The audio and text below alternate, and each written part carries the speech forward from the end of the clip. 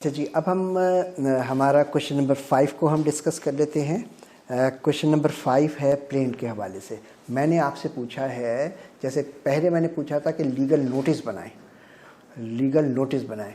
इसमें मैं आपसे पूछ रहा हूँ कि आप बनाइए, एक प्लेन ड्राफ्ट कीजिए।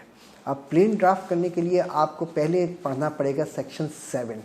सेक्शन 7 को गौर से पढ़ लीजिए। कौन सा सेक्शन 7 किस लॉ का?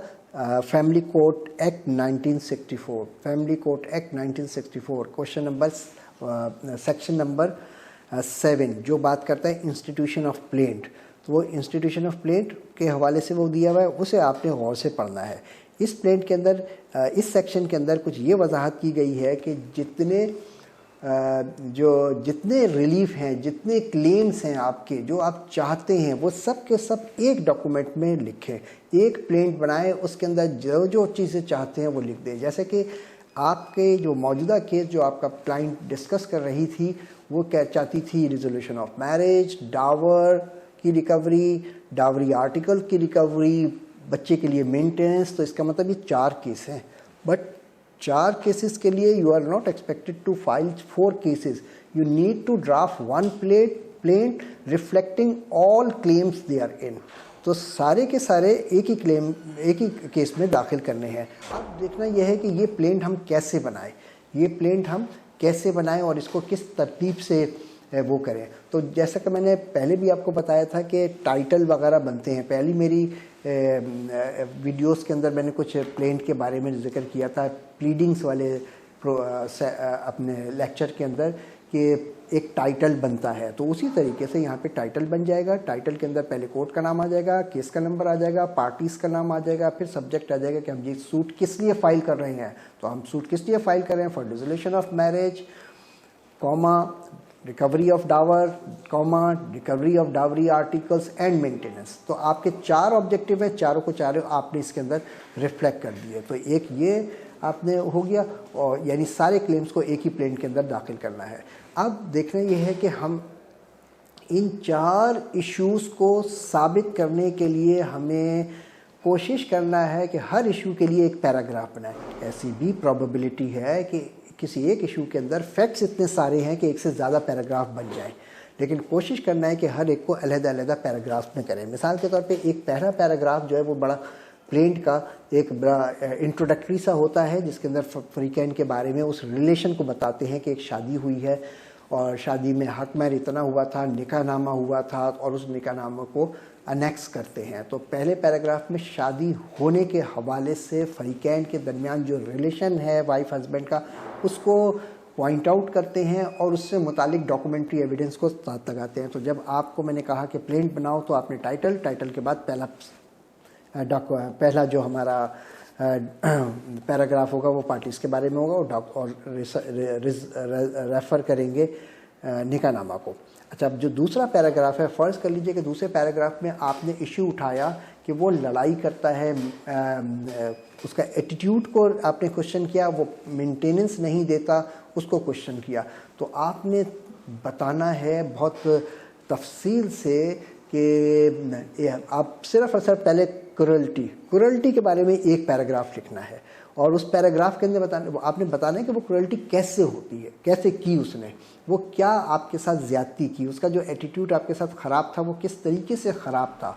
और ऐसा ऐन मुमकिन है कि आप कि इस वक्त किसी विटनेस को भी रेफ़र कर दें। मिसाल के तौर पे वो मुझसे लड़ता था, मारता था, और ऐसे इस अमल को कई लोगों ने देखा, बशमूल जो मेरी पड़ोसन थी और उनके हस्बैंड थे, वो भी आके इंटरवीन करते थे, छुड़वाते थे। तो वो उनको आपने गवाह बना लिया। तो उस लड़ाई का जिक्र करना, कब लड़ाई हुई उसका बताना, और कौन किसकी मौजूदगी में लड़ाई हुई उसको बताना। तो ये सारी चीज़ों का होना ये उस पैराग्राफ में होना ज़रूरी है। ऐसा ऐन मुमकिन है कि लड़ाई झगड़े के जो वाक़यात हैं वो एक से ज़्यादा मरतबा हुए, कई मरतबा हुए, और आप ज़रूरी समझते हैं कि 2-3 झगड़े ऐसे हैं जिनको आपने हाईलाइट करने की ज़रूरत है। आपके पास उनको साबित करने के लिए आपके पास डॉक्यूमेंट्री एविडेंस है।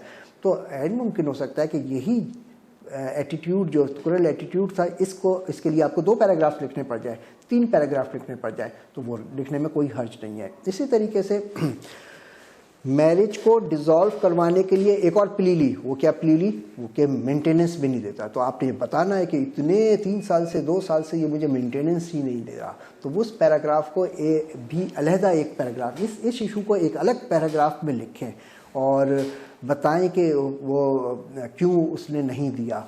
और जब आप मेंटेनेंस का क्लेम करते हैं बच्चे के लिए, तो आपको वहाँ पे मुमकिन है कि इसके बारे में एक से ज़्यादा पैराग्राफ हो जाए, क्योंकि आपको वहाँ साबित करना है कि डिफेंडेंट की इनकम इतनी ज़्यादा है, 1 लाख रुपए है या 2 लाख रुपए है। फिर दूसरे मरहले में ये साबित करना है कि इतने अखराजात भी हैं मेरे बच्चे के, तो अखराजात को भी आपने साबित करना है और इनकम को भी साबित करना है। तो दोनों चीज़ों को आपने साबित करना है, तब कोर्ट जाके कन्वेंस होगी और आपको कोई रिलीफ मिलेगा।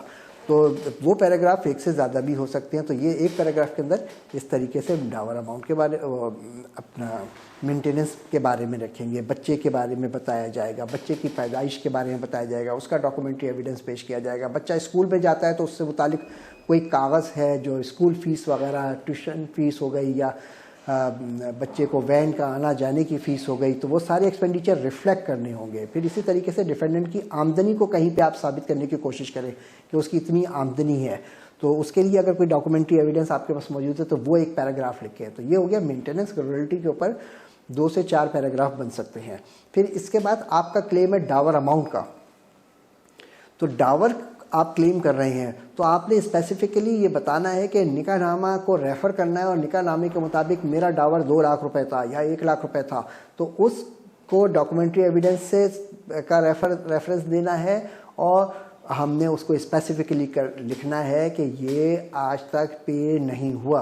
अगर वो आपको नहीं पे हुआ, अगर खातून को नहीं पे किया गया डावर अमाउंट, फिर स्पेसिफिकली पैराग्राफ में लिखना है कि पे नहीं किया गया और इसीलिए तो मैंने केस दाखिल किया है। तो ये पैराग्राफ हो गया हमारा डावर के हवाले से। इसी तरीके से नेक्स्ट पैराग्राफ होगा डावरी के बारे में।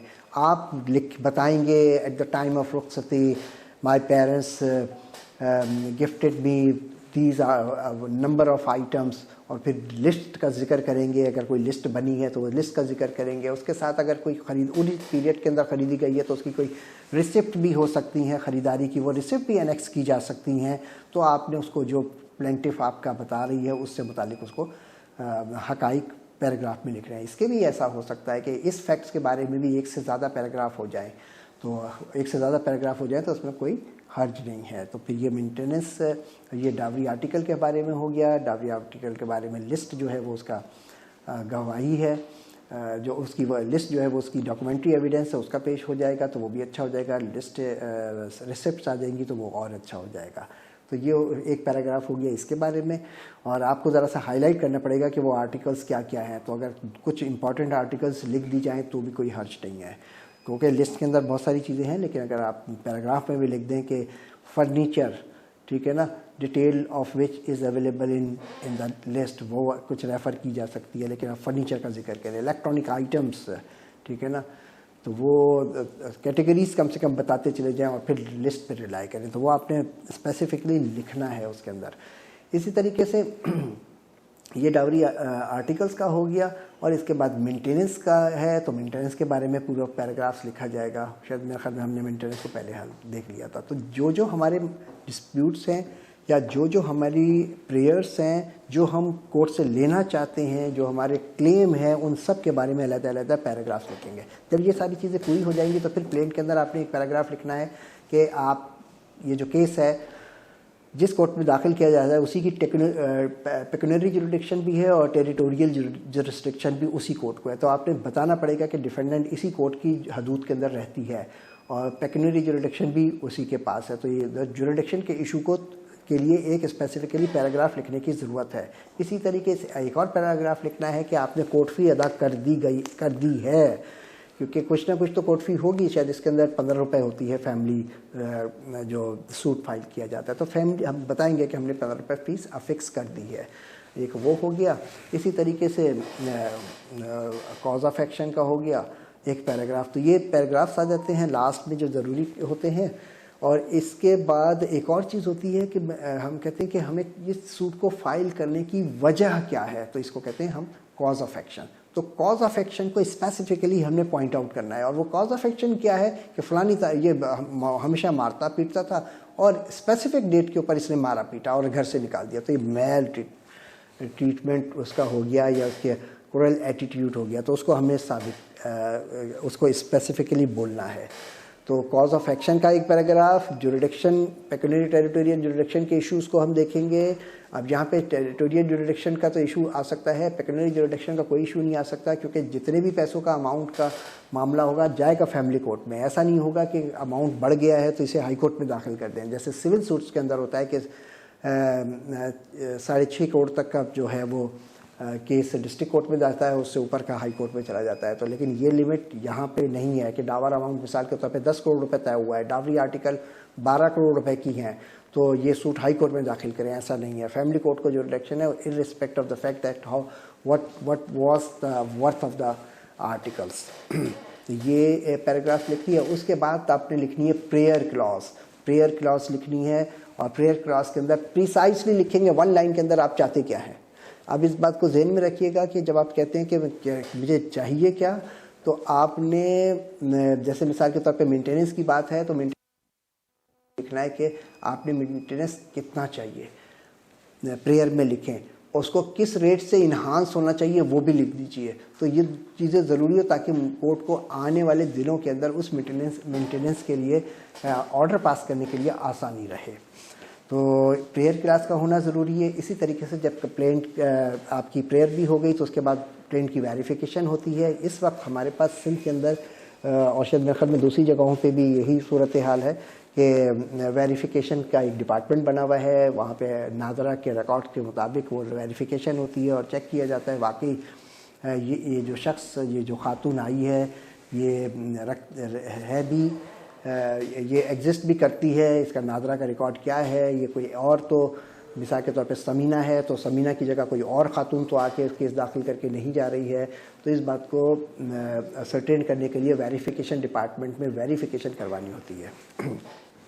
उसके बाद लिस्ट ऑफ विटनेस दाखिल करें और लिस्ट ऑफ डॉक्यूमेंट दाखिल करें। लिस्ट ऑफ विटनेसेस के अंदर यहाँ पे एक खास बात का ख्याल रखना है आपने कि जब आप विटनेस का नाम देंगे तो उसके सामने लिखेंगे कि विटनेस डिपोज क्या करेगा, कितने विटनेस ने डिपोज क्या करना है। तो हर विटनेस किसी ख़ास बात को बयान करेगा, तो वो ख़ास बात हमें लिखने की ज़रूरत है कि वो बता दें कि वो उसके आगे लिखें। तो वो कानून में फैमिली कोर्ट एक्ट के मुताबिक जो विटनेस बात कर रहा है, बात करेगा, जो गवाही देगा, उसकी प्रिसाइसली उसकी थोड़ी सी डिटेल बता दे कि वो किस मौजू के ऊपर गुफ्तगू करेगा या एविडेंस देगा। मिसाल के तौर पे अगर हम ये कहते हैं कि क्रूअल एटीट्यूड है तो पड़ोसन आ गई और पड़ोसन ने मुझे बचाया, पड़ोसन जो है वो इस सब्जेक्ट इस इंसिडेंट की विटनेस है, तो हमने उसका नाम लेना है और उसके बारे में लिखना है। She will disclose the facts relating to maltreatment. बस ये एक लाइन लिख दी। फिर वो कैसे मेल ट्रीटमेंट हुआ या कैसे क्रूअल एटीट्यूड को साबित करना है, उसके अंदर और भी बहुत सारी बातें होंगी, वो अब पूरी एविडेंस के अंदर अपना बता देगी कि वो किस तरह उसका रवैया ख़राब था, उसकी तफसील वो वहाँ बता देगी। तो ये विटनेसेस के सामने उनके दे दिए, हमने नाम दे दिए। तो फिर उसके बाद एक है कि लिस्ट ऑफ डॉक्यूमेंट्स भी फाइल करनी है। लिस्ट ऑफ डॉक्यूमेंट 2 किस्म के हो सकते हैं। एक तो वो डॉक्यूमेंट जो आपकी पोजीशन में है, but there is a probability that you do not have all the documents and many of the documents are in the position of defendant. For instance his salary slip you do not have, but you are aware that this much is the quantum of salary. तो आपने वो अपनी plaint में refer तो कर दी है, लेकिन वो डॉक्यूमेंट आपके पास नहीं है। तो आपने अपनी प्लेंट के अंदर एक लिस्ट ऑफ डॉक्यूमेंट्स फाइल करनी है और लिस्ट ऑफ डॉक्यूमेंट्स के अंदर वो सब लिखेंगे जो डॉक्यूमेंट्स आपके पास हैं, उनका नाम लिखेंगे। इसी तरीके से नीचे लिखेंगे documents relied on, those document which are not in your position but you will be reflecting in your case. और लिस्ट ऑफ विटनेसेस में लिस्ट ऑफ डॉक्यूमेंट में रेफर करेंगे कि ये डॉक्यूमेंट पे भी मैं रिलाई करूंगा। ऐसा भी मुमकिन है कि कोई ऐसा डॉक्यूमेंट जो ना डिफेंडेंट के पास है ना आपके पास है, but it has close connectivity and with the case, और वो आप रिलाई करते हैं तो आप उसके बारे में भी लिख दीजिए, ताकि फिर अदालत को ये इख्तियार है कि वो अगर किसी डिफेंडेंट से या किसी और जिसके पास वो डॉक्यूमेंट है वहाँ से मंगवा सकती है, तो वो कोर्ट जो है अपने इख्तियार को इस्तेमाल कर लेगी, लेकिन आपको अपने डॉक्यूमेंट में लिखने की ज़रूरत है। तो इस तरीके से ये प्लेंट पूरी हो जाएगी। अब आपका काम ये है कि इन फैक्ट्स की बेसिस के ऊपर आप प्रिंट लिखिए। तो प्रिंट लिख के, ये ज़रा सा बड़ा काम है लेकिन ये आज आपको करना है।